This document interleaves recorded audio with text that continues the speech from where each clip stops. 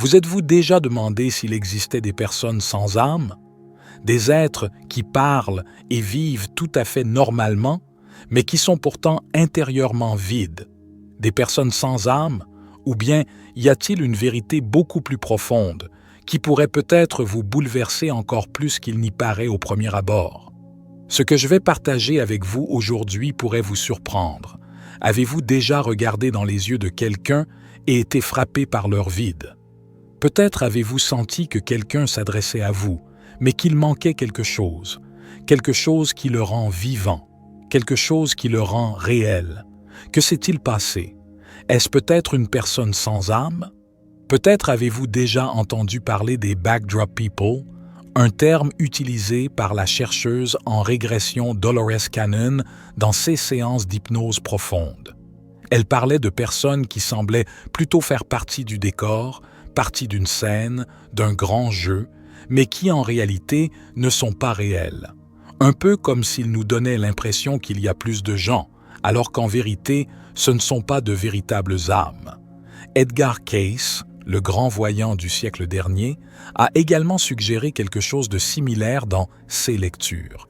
Beaucoup interprètent ces dires comme signifiant qu'il existe des personnes sans âme. Mais est-ce vraiment de cela qu'il parlait? Qu'est-ce qui est vraiment vrai? Existe-t-il des personnes chez qui vous avez le sentiment qu'il manque quelque chose, qu'il manque l'âme, qu'il manque le cœur? Sont-elles vraiment nées vides? Ont-elles perdu ou même vendu leur âme à un moment donné de leur vie? Ou bien est-ce parti d'un grand jeu nous faisant penser qu'il y en a tellement plus alors qu'en vérité, elles n'existent pas? Qu'en est-il vraiment? Et je vais vous donner une réponse. Mais bien sûr, vous êtes libre de croire ceux qui vous parlent. Chaque naissance sur cette terre commence par une étincelle vivante et rayonnante de conscience divine. Le corps lui-même est l'expression de votre âme. Il est façonné par l'énergie de votre âme de manière à vous servir au mieux dans cette vie pour accomplir votre plan d'âme. Cela signifie qu'il ne peut y avoir de corps humain naturel sans âme, car c'est l'âme qui permet au corps de prendre forme. Sans cette impulsion divine intérieure, le corps ne vivrait pas, ne respirerait pas, ne serait pas vivant. Pourtant, ce qui peut arriver au cours de la vie, c'est qu'une personne s'éloigne pas à pas de sa propre lumière. Non pas parce qu'elle lui a été volée, non pas parce qu'elle l'a vendue, pas dans ce sens-là, mais parce que quelque chose d'autre prend le dessus. Nous y reviendrons bientôt. Et ainsi, elle perd de plus en plus le contrôle d'elle-même, de son énergie, de sa vitalité. Et elle se sépare ainsi de plus en plus de sa véritable fréquence. Qu'est-ce qui prend le contrôle? Ce sont des croyances négatives. Des croyances négatives qu'elle a elle-même installées, comme par exemple « je n'en vaux pas la peine »,« je suis impuissant » et « je ne peux pas être moi-même, la vie est contre moi ». Et si vous avez programmé de telles croyances dans votre subconscient, cela agit comme un voile sombre qui se pose sur la véritable lumière intérieure de votre âme.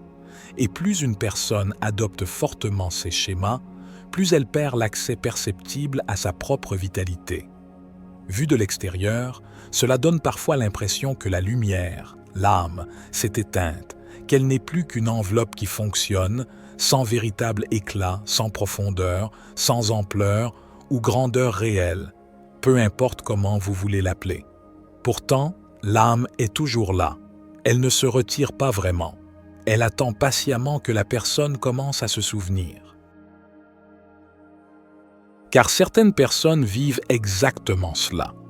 Lorsque de grands défis surviennent, quelque chose s'éveille soudain en elles, et elles commencent à se défaire pas à pas de leurs croyances négatives.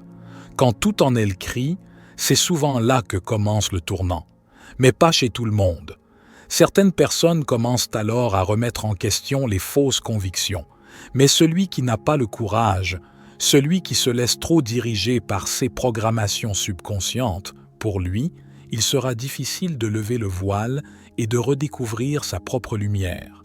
C'est pourquoi, en réalité, il n'y a pas de personne sans âme, car l'âme est le fondement qui permet au corps d'exister.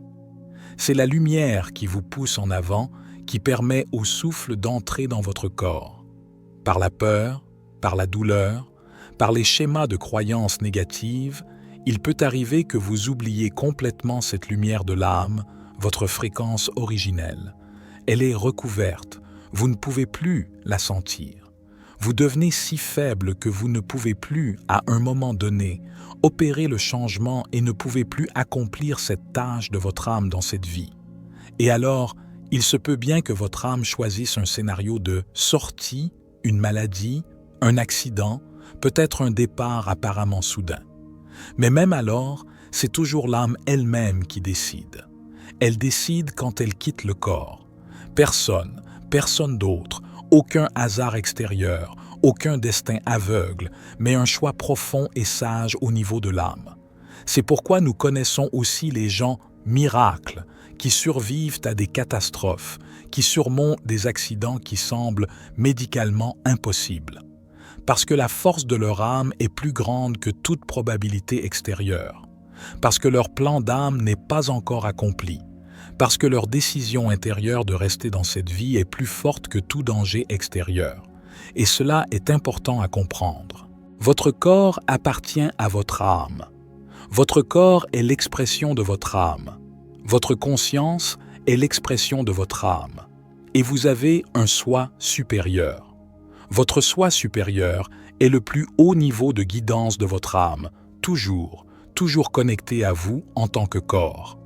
Vous avez un plan d'âme. Ce plan n'est pas un chemin rigide, mais un champ de possibilités vivant et vibrant. Il reste toujours en connexion avec vous, peu importe à quel point vous vous êtes éloigné de votre lumière intérieure. Mais cela ne signifie pas que vous ne pouvez pas choisir librement.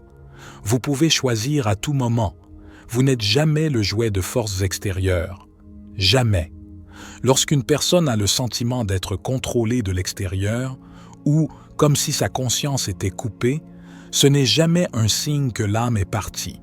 C'est un signe qu'elle s'est abandonnée elle-même, qu'elle a dirigé ses propres convictions intérieures contre elle-même et son énergie, que le pouvoir des croyances négatives l'a tellement séparée de sa véritable fréquence qu'elle ne ressent presque plus sa propre guidance intérieure.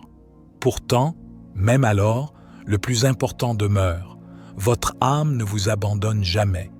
Votre lumière ne vous quitte jamais. Elle attend.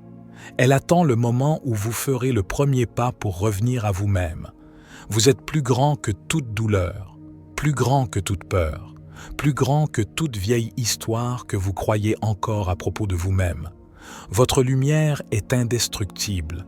Votre plan d'âme vit en vous, peu importe à quelle distance vous vous êtes éloigné. Tout ce dont vous avez besoin est déjà en vous. Maintenant est le moment de vous en souvenir à nouveau. Et quelque chose d'autre est important. Ayez du respect. Respect pour la décision de chaque autre âme. Même si vous pouvez à peine sentir la lumière chez quelqu'un, reconnaissez que son âme suit son propre chemin, en son propre temps, et c'est bien ainsi. Vous ne pouvez sauver personne. Vous n'avez pas à sauver qui que ce soit. Vous n'avez à réveiller personne, mais vous pouvez être un phare. En vivant vous-même la lumière de votre âme, en suivant vous-même votre joie, en montrant qu'il est possible de revenir, qu'il est possible de se retrouver soi-même, qu'il est possible d'embrasser à nouveau sa propre lumière. Et parfois, cela suffit précisément à rappeler à une autre âme qu'elle le peut aussi. Lorsque vous vous reconnectez consciemment à votre propre âme, quelque chose de fondamental commence à changer dans votre vie. Vous ressentez à nouveau une guidance intérieure qui vous dirige doucement, mais clairement là où votre chemin doit vraiment continuer. Soudain, des réponses émergent là où il y avait des doutes. La clarté revient, et ce qui ressemblait souvent à un combat ou une recherche devient de plus en plus un savoir intérieur qui vous porte, même à travers les moments difficiles, et quelque chose d'autre change. Plus vous laissez votre âme agir à travers votre vie, plus la connexion à votre soi supérieur devient claire. Car votre soi supérieur, c'est vous. C'est la couche la plus élevée de votre propre âme, libre de peur, libre de vieilles histoires. Plus vous redevenez vous-même, plus vous recevez clairement et directement les messages de votre soi supérieur, de vos guides spirituels, de vos accompagnateurs lumineux. non pas comme des voix étrangères, mais comme votre propre savoir intérieur, votre vérité profonde. Si vous entraînez consciemment ce chemin, si vous parvenez à faire confiance à nouveau pleinement à votre fréquence d'âme, alors vous deviendrez vous-même un phare pour les autres. Non pas en les instruisant, mais en rayonnant, en étant un exemple vivant que le retour est possible. C'était David pour la sagesse infinie. Soyez bénis, mes amis.